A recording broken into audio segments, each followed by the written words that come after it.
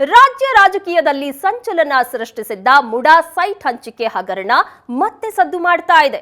CM Siddaramaiah ಬಳಿಕ ಮತ್ತೊಬ್ಬ ಪ್ರಭಾವಿ ರಾಜಕಾರಣಿ ವಿರುದ್ಧ ಅಕ್ರಮದ ಆರೋಪ ಕೇಳಿಬಂದಿದೆ.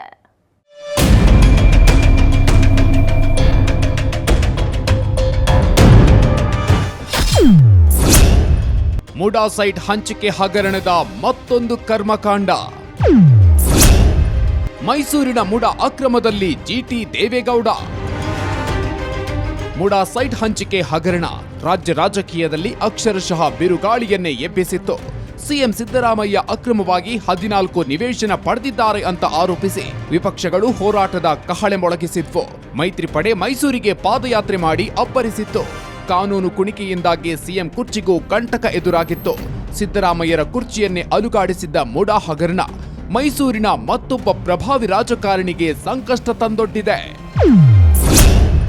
ಜಿಟಿಡಿ ವಿರುದ್ಧ ಲೋಕಾಯುಕ್ತಕ್ಕೆ ಸ್ನೇಹಮಯಿ ಕೃಷ್ಣ ದೂರು. ಚಾಮುಂಡೇಶ್ವರಿ ಕ್ಷೇತ್ರದ ಶಾಸಕ ಜೆಡಿಎಸ್ ಹಿರಿಯ ನಾಯಕ ಜಿಟಿ ದೇವೇಗೌಡ ವಿರುದ್ಧ ಕುಟುಂಬಕ್ಕೆ ಅಕ್ರಮವಾಗಿ ನಿವೇಶನ ಕೊಡಿಸಿದ ಆರೋಪ ಕೇಳಿಬಂದಿದೆ. 50-50 ನಿವೇಶನ ಪಡೆಯುವಲ್ಲಿ ಪ್ರಭಾವ ಬೀರಿದ್ದಾರೆ ಅಂತ ಆರೋಪಿಸಲಾಗಿದೆ.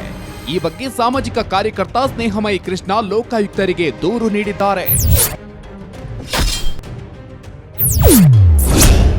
ಚೌಡಯ್ಯ ಎಂಬುವವರಿಗೆ 44,736 ಚದರ ಅಡಿ ಜಾಗದ 6 ನಿವೇಶನ ಕೊಡಿಸಿದ್ದು, ಅದರಲ್ಲಿ 2 ನಿವೇಶನಗಳನ್ನ ಜಿಟಿಡಿ ತಮ್ಮ ಕುಟುಂಬದ ಹೆಸರಿಗೆ ಮಾಡಿಕೊಂಡಿದ್ದಾರೆ.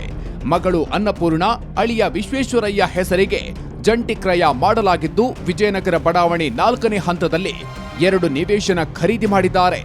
ಆರ್ಟಿಸಿಯಲ್ಲಿ ಸರ್ಕಾರಿ ಭೂಮಿ ಎಂದು ನಮೂದು ಮಾಡಲಾಗಿದೆ. ಜಾಗದ ಮೇಲೆ ಕೋರ್ಟ್ನಲ್ಲಿ ಕೇಸ್ ಬಾಕಿ ಇದ್ರೂ ತಮ್ಮ ಕುಟುಂಬಕ್ಕೆ ಅಕ್ರಮವಾಗಿ 50-50 ನಿವೇಶನ ಪಡೆದಿದ್ದಾರೆ ಅಂತ ಆರೋಪಿಸಲಾಗಿದೆ. ಚಾಮುಂಡಿ ಕ್ಷೇತ್ರದ ಶಾಸಕರಾದ ಜಿಟಿ ದೇವೇಗೌಡರವರು ತಮ್ಮ ಪ್ರಭಾವನ ಬಳಸಿಕೊಂಡು ಚೌಡಯ್ಯ ಅನ್ನೋರ ಹೆಸರಿಗೆ 50-50 ಅನುಪಾತದಲ್ಲಿ 44,000 ಚದರಡಿ ನಿವೇಶನವನ್ನು ಮಂಜೂರಾತಿ ಮಾಡಿಸ್ಕೊಂಡು ಬಂದಿದೆ.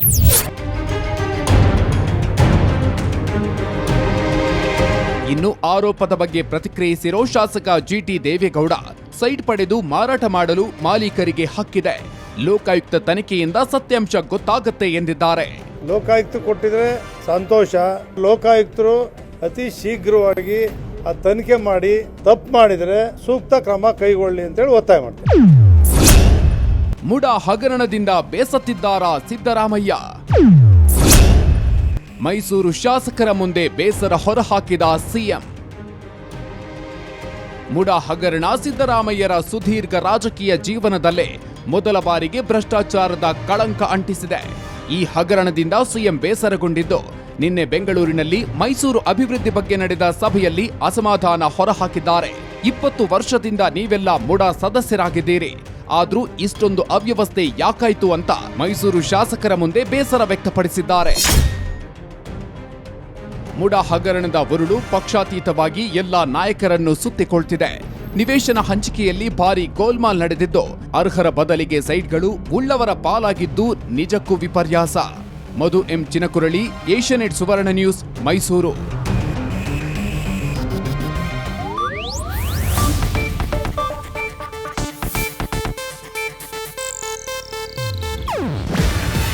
ಇದು ಏಷ್ಯಾನೆಟ್ ನ್ಯೂಸ್ ನೆಟ್ವರ್ಕ್ ಪ್ರಸ್ತುತಿ. ನೀವು ನೋಡ್ತಿದ್ದೀರಾ ಏಷ್ಯಾನೆಟ್ ಸುವರ್ಣ ನ್ಯೂಸ್.